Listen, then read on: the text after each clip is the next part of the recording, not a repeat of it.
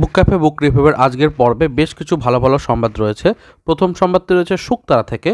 শুকতারার আমি বলেছিলাম নতুন সংখ্যাটি হতে চলেছে ভৌতিক সংখ্যা, এবং সেটাই সত্যি হলো। প্রচ্ছদ দেখতে পাচ্ছেন, ভৌতিক সংখ্যার ওপরে দারুণ কিছু গল্প রয়েছে দুই মলাটের মধ্যে, এবং এই পত্রিকাটির দাম মোটামুটি 30 টাকা রাখা হয়।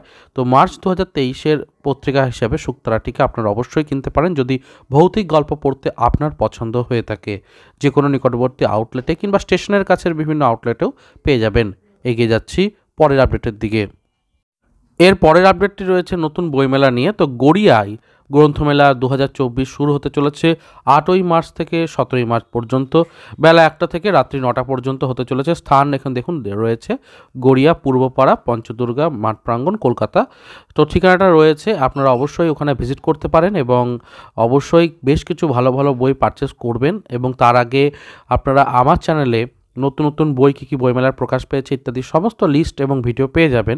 সেগুলো আমি গত 2 মাস আগেই করে দিয়েছিলাম, কী কী বই কোন প্রকাশনী থেকে নতুন আসছে।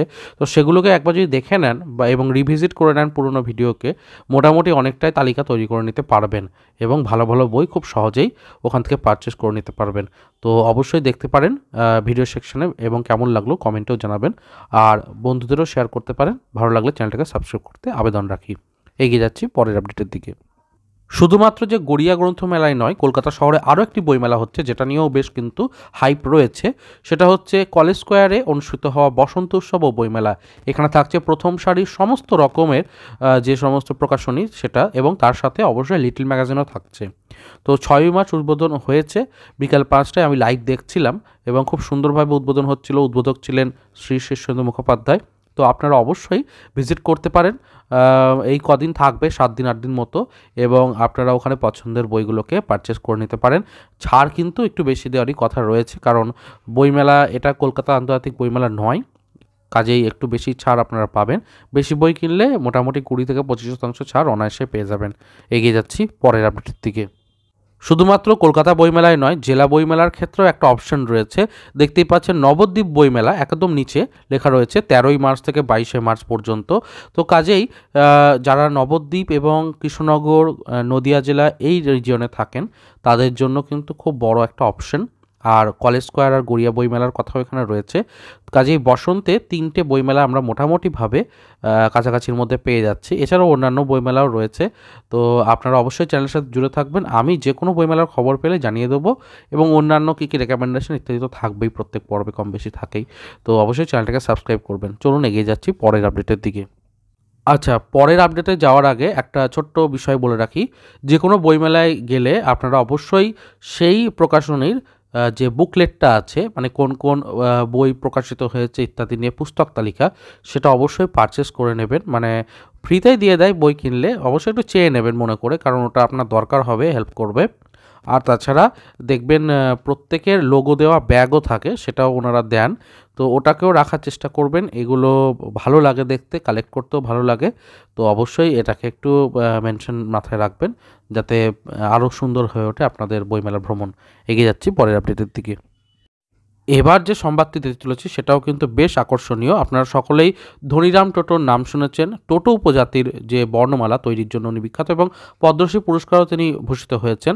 তো বর্ণমালার পর বাক্য গঠনে উনি ব্যস্ত হচ্ছেন, এবং বাক্য গঠনের মাধ্যমে একটি বই প্রকাশ করে টোটো সম্প্রদায়কে আরও একটু ভাষার প্রতি আগ্রহী করে তোলা এবং সাহিত্য রচনার ক্ষেত্রে আরও কিছু পদক্ষেপ নিতে চলেছেন। তো 32তম কাটোয়া বইমেলার উদ্বোধন করলেন, এবং এটা জেনে খুব ভালো লাগলো যে এরকম একজন গুণী মানুষকে দিয়ে উদ্বোধন করানো হয়েছে। তো অবশ্যই আপনারা কাটোয়া বইমেলাতেও ভিজিট করতে পারেন, এটাও কিন্তু বর্তমানে চলছে। তো এই খবরটিও দেওয়ার ছিল। এগিয়ে যাচ্ছি পরের আপডেটের দিকে। এর পরের আপডেটটি রয়েছে গৌরবময় এগিয়ে চলা 90 বছর মিত্র ঘোষের, অর্থাৎ বোঝাই যাচ্ছে মিত্র ঘোষ তার 90 বছরের যাত্রাপথ পূর্ণ করলো। 1934 সালের এই 9 তারিখে মার্চ মাসেরই ওনাদের যাত্রাপথ শুরু হয়েছিল। আজকে ঠিক 90 বছর পরে 2024 সাল, এবং আজকে 9 মার্চ। তো 90 বছর একটা বড় বছর, অনেকটাই বড় সময়, এবং সেই সময়ের মধ্যে প্রচুর বই প্রকাশিত হয়েছে মিত্র ঘোষের। বিভূতিভূষণ বন্দ্যোপাধ্যায় থেকে শুরু করে তারানাথ তান্ত্রিকের মতো দারুণ দারুণ কিছু লেখা প্রকাশিত হয়েছে।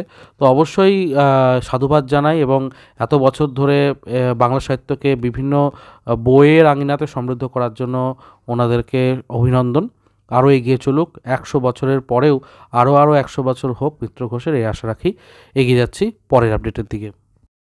এবার আসছি মিতিন মাসির ওপরে একটু খবরে। আমি কিছুদিন আগে বলেছিলাম মিতিন মাসি নিয়ে নতুন সিনেমা হচ্ছে, এবং যে মূল গ্রন্থটা থেকে গল্পটা নেওয়া হয়েছে সেটার নাম মেঘের পরে মেঘ। এটা নিয়েও আমি দেখিয়েছিলাম। দেশ প্রকাশনের একটি বই 100 টাকা মুদ্রিত মূল্যে পাওয়া যায়, আপনারা পড়ে নিতে পারেন। আবার যে 5 মিতিন বলে বইটা রয়েছে সেটাতেও আপনারা কিন্তু পেয়ে যাবেন দেশের, ওখানেও গল্পটা রয়েছে।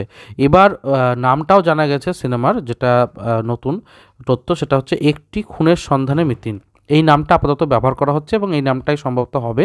এছাড়াও বেশ কিছু স্টারকাস্ট এবং অন্যান্য চরিত্রতে কে কে অভিনয় করছেন ইত্যাদিগুলো প্রকাশিত হয়েছে।